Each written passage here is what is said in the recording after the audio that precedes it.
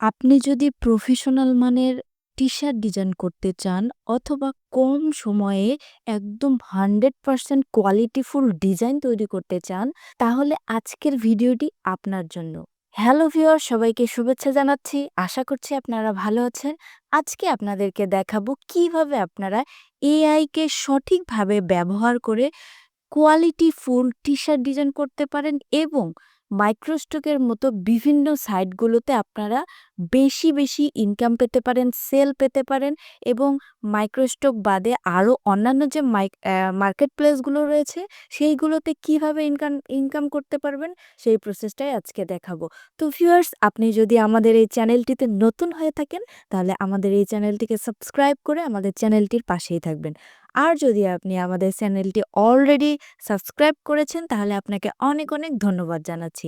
তো ভিউয়ার্স, চলুন কথা না বাড়িয়ে চলে যাচ্ছি একদম কাজের কথায়। তো প্রথমে আমি গুগলে যাচ্ছি। গুগলে গিয়ে টি-শার্ট ডিজাইন আইডিয়াস লিখে সার্চ করব। এটা লিখে সার্চ করার পরে আপনারা দেখতে পারবেন অনেক ডিজাইন কিন্তু আপনার সামনে শো করবে। তো প্রত্যেকটা ডিজাইনের প্রতি আপনারা যদি একটু খেয়াল করেন যে ডিজাইনগুলো আসলে কিভাবে প্রেজেন্টেশন করেছে। যেমন এই একটা ডিজাইন, এটার presentation plus design plus colour combination সবগুলোকে আপনাকে কি করতে হবে, নোটিস করতে হবে এবং সেই সাথে এগুলোকে কিভাবে আপনি প্লেস করবেন সেই জিনিসটাও কিন্তু আপনার নলেজে রাখতে হবে। অর্থাৎ গুগলে এসে আপনারা কি করতে পারেন, এরকম আইডিয়াস নিতে পারেন। একটাবার চিন্তা করে দেখেন যে প্রথমে এই ডিজাইনটাকে পাশেই রেখেছে, তারপরে একটা রিয়েলিস্টিক লুক দেওয়ার জন্য কিন্তু এই ডিজাইনটাকে একটা টি-শার্টের উপরে বসিয়েছে, যাতে এটা দেখতে কীরকম হয় এবং টি-শার্টের উপরে এটা বসালে কীরকম দেখতে হয় সেটা যাতে বুঝতে পারে বায়াররা এবং যারা কিনবে তারা যাতে সেটা দেখেই কিনতে পারে। তো এই ডিজাইনটাকে বলা হচ্ছে মকআপ ডিজাইন। তো আজকের ভিডিওতে আমি এই ধরনের সবগুলো প্রসেসই আপনাদেরকে দেখাবো। তো এইরকম ডিজাইনগুলো করতে প্রথমে আমরা কি করব, এআই ব্যবহার করব। যেহেতু এআই চলে এসেছে, তো এআই আসার ফলে আমরা এআই দিয়ে কিন্তু খুব কম সময়ে অনেক ডিজাইন তৈরি করতে পারি। তো আমরা এআই থেকে আইডিয়া নিব এবং সেখান থেকে ডিজাইন কনসেপ্ট নেব, কিন্তু সেই হুবহু ডিজাইন আমরা আমাদের যে মাইক্রোস্টক সাইটগুলো রয়েছে অথবা যে পট সাইট রয়েছে অথবা ক্লায়েন্ট প্রজেক্টে বলেন, সেখানে আমরা হুবহু সেই ডিজাইনটা সাবমিট করব না। আমরা কি করব, সেই ডিজাইনটাকে কি করব, মডিফাই করব। তারপরে আমরা সেই ডিজাইনটাকে সাবমিট করব অথবা ক্লায়েন্টকে হ্যান্ড ওভার করব। তো আজকে এই প্রসেসটাই দেখাবো। তো চলে যাচ্ছি লিওনার্দো এআই। এই এআইটার সাথে আপনারা অনেকেই পরিচিত আছেন। আর যদি কেউ পরিচিত না থাকেন, আমাদের এই চ্যানেল থেকে এই এআই সম্পর্কে ভিডিও দেওয়া রয়েছে, সেই ভিডিও থেকে আপনারা দেখে আসতে পারেন। আরও অনেক এআই সম্পর্কে এখানে ভিডিও দেওয়া রয়েছে, চাইলে আপনারা সেগুলোও দেখতে পারেন। তো আমি লিওনার্দো এআই এ চলে যাচ্ছি। এখানে আসার পর আপনারা নরমালি এটাতে সাইন আপ করে নিবেন। সাইন আপ করে নেওয়ার পর এখানে ইমেজে ক্লিক করবেন। ইমেজে ক্লিক করার পরে আমি এগুলোকে তুলে দিচ্ছি। আমি এখানে দিয়ে দিচ্ছি আমার যে প্রম্পটটা, আমি যে টি-শার্ট ডিজাইনটা করতে চাই সেই ডিজাইনের একটা আইডিয়া আমি ChatGPT থেকে নিয়েছি। তো আশা করছি আপনারা এই প্রম্পটটা ইউজ করতে পারেন অথবা এটা থেকে আইডিয়া নিতে পারেন। হুবহু কেউ ইউজ করবে না, তাহলে কিন্তু কপিরাইট ইস্যুস আসবে।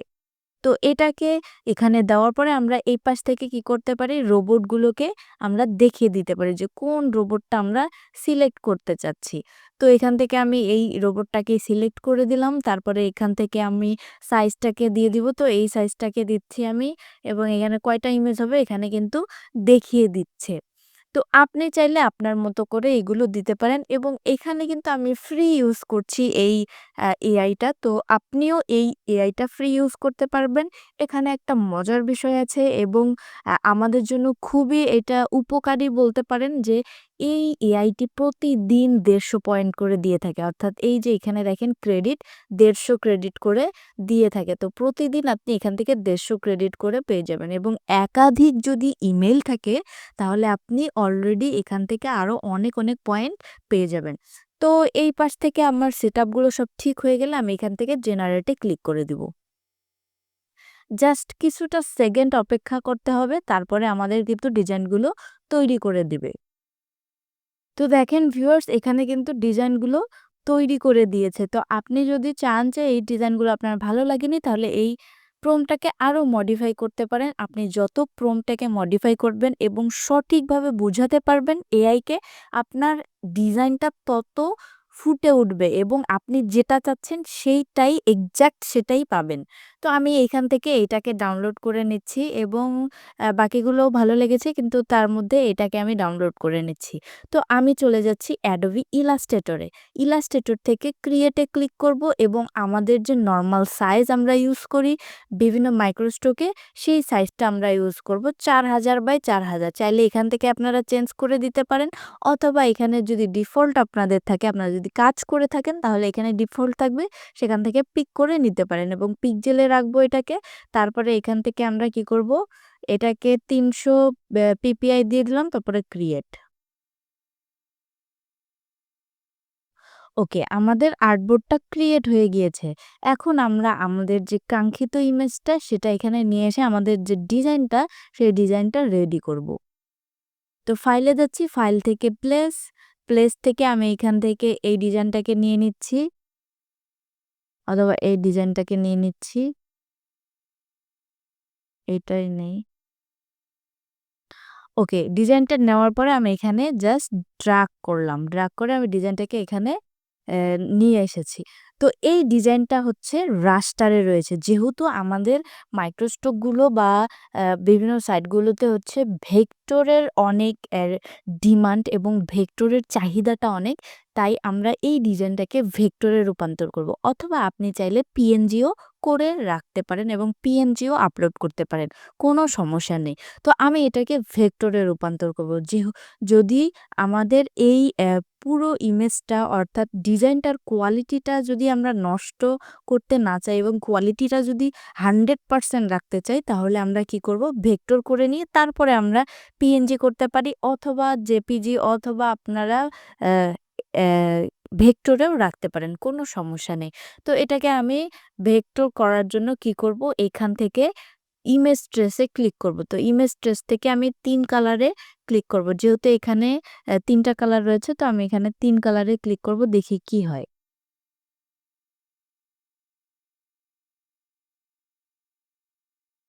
ওকে, এখানে একটু সমস্যা হয়েছে তো আমরা এখান থেকে কালারটা আরেকটু বাড়িয়ে দিব। বাড়িয়ে দিয়ে আমাদের যে এইখানে যে সবুজ কালারটা আছে সেইটাকে নিয়ে আসব। তো অলরেডি সবুজ কালারটা চলে এসেছে। তো এখান থেকে আপনারা চাইলে আরো অনেক কিছু চেঞ্জ করতে পারবেন। এই অ্যাডভান্সে গিয়ে থ্রেশার হোল্ড কমিয়ে বাড়িয়ে আপনারা কিন্তু এটাকে আরো ডিজাইনটাকে আরো যে অরিজিনাল যে ডিজাইন সেটার মতো করতে পারবেন। তো আমার মনে হচ্ছে যে এখানে আর কোনো কাজ করতে হবে না। তো আমি এখান থেকে এটাকে এক্সপ্যান্ড করে দিচ্ছি।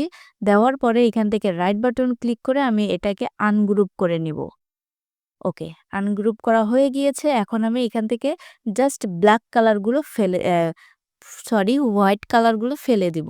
তো আমি এখান থেকে কি করব ম্যাজিক ওয়ানের টুলটা নিব। নেওয়ার পরে এখান থেকে একটা ক্লিক করব। করার পর ডিলিটে প্রেস করব। দেখেন ব্ল্যাক কালারটা কিন্তু ভ্যানিশ হয়ে গিয়েছে। এখন দেখেন এইখানে কিছু সমস্যা রয়েছে। এই সমস্যাগুলো যদি আমরা ঠিকঠাক করে দিতে পারি তাহলে আমাদের এই ডিজাইনটা একদমই কোয়ালিটিফুল একটা ডিজাইন হয়ে যাবে। তো এখান থেকে আমি এইটাগুলোকে ফেলে দিচ্ছি এইভাবে। এইভাবে ডিলিট করে দিচ্ছি। ওকে। তারপরে এখানে যেগুলো রয়েছে অর্থাৎ এআই তো আর আমাদেরকে একদম পারফেক্ট ডিজাইনটা দিতে পারবে না। তো আমরা কি করব এইখান থেকে যেগুলো আমাদের দরকার হবে না এবং আমরা আমাদের সুবিধা মতো সেই ডিজাইনগুলোকে তৈরি করে নিব। তো এগুলোকে ফেলে দিচ্ছি সবগুলোকে। ওকে, এখানে ডিলিট আমি জাস্ট এখানে ক্লিক করছি আর ডিলিট প্রেস করছি। ওকে। আর কোথাও কিন্তু নেই। দেখেন একদম ডিজাইনটা কিন্তু কোয়ালিটিফুল হয়ে গেছে এবং আরো কিছু জায়গায় সমস্যা রয়েছে। যেহেতু এটা এআই দিয়ে তৈরি করা আমরা কি করব জুম করে দেখব যে কোথায় সমস্যা রয়েছে। তো দেখেন এই যে এখান দিয়ে সমস্যা রয়েছে। তো আমরা কি করব একটা স্টারকে এখান থেকে সিলেক্ট করব এবং বাকিগুলোকে ডিলিট করে দেব। তো যেই স্টারটা একদমই ভালো থাকবে সেটাকে আমরা সিলেক্ট করলাম এবং বাকিগুলোকে ডিলিট করে দিলাম। দিয়ে এটাকে একটু এইখান থেকে আরেকটু ছোট করে নিব যেহেতু এটা ছোট ছিল। এভাবে ছোট করে দিব। দেওয়ার পরে এই ডিজাইনটাকেই এই পাশে বসিয়ে দিব। তো এটাকে জাস্ট অল্টার প্রেস করে আমি কপি করে এই পাশে নিয়ে আসলাম। তো এটাকে একটু ছোট করে দিব এভাবে। তারপরে এটাকেও ডিলিট, জাস্ট এটাকে কপি করে অল্টার প্রেস করে ধরেছি, এখানে এনে বসিয়ে দিলাম। ওকে। তারপরে সেম ওয়েতে আমি এইখানে এটা ডিলিট করে দিব। এটাকে ধরে জাস্ট একটু ছোট করে দিব এইভাবে। ওকে। এটাকে ডিলিট, এটাকে কপি করে এখানে বসিয়ে দিলাম। জাস্ট একটু বড় করে দিব। তারপরে এটাকে ডিলিট, এটাকে ধরে কপি করে এখানে বসিয়ে দিলাম। ওকে, আমাদের ডিজাইনটা কিন্তু একদমই রেডি। তো আর একটু চাইলে এখান থেকে আপনি এইগুলোকে ঠিকঠাক করে নিতে পারেন। তো আমার মনে হচ্ছে এটা একদমই পারফেক্ট রয়েছে।